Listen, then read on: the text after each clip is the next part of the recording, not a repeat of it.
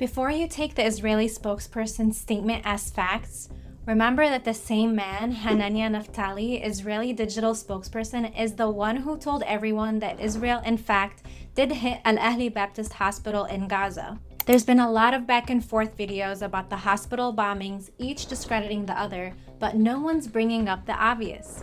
Let's investigate. CNN recently released a video discrediting Al Jazeera's latest investigation of Israeli claims that the bombing of Gaza's Al Ahli hospital was a misfire by the Palestinian resistance. Because obviously that's crucial. It's fired from Gaza. It is the turnaround that becomes so crucial as to whether it was an Islamic Jihad-fired rocket that struck that hospital. Another video on mainstream news networks played an audio recording of two men casually conversing in Arabic. مين اللي جايب هيك؟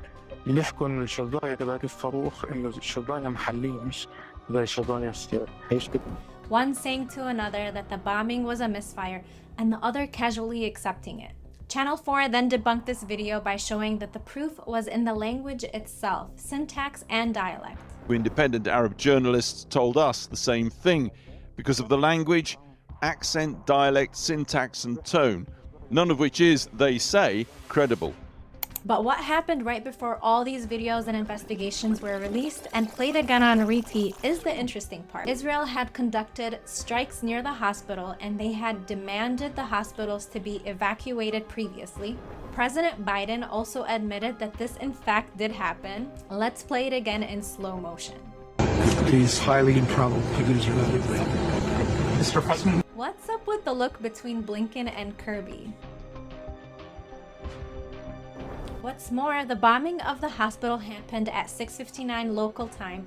This is the message that Itamar Ben-Gvir, Israeli Minister of National Security, posted at 5 p.m. Hanania Naftali, an Israeli aide, posted this first, bragging about the explosion, then quickly deleted and posted this instead.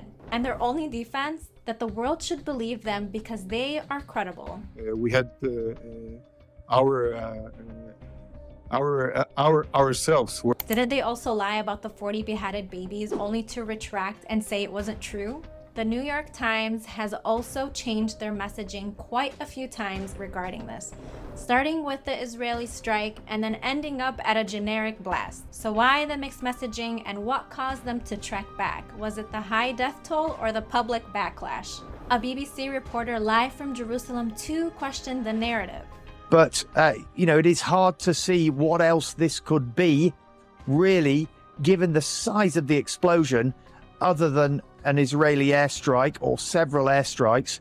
The Israeli military spokesman Daniel Hagari himself said that Israel would be abandoning precision bombing in favor of damage and destruction, according to the Telegraph. Turkey's Center for Combating Misinformation also published a statement saying that the images shared before and after by Israeli officials contained manipulation. Lastly, the bomb itself has every indicator that this is in fact a JDAM warhead, which Israel does possess.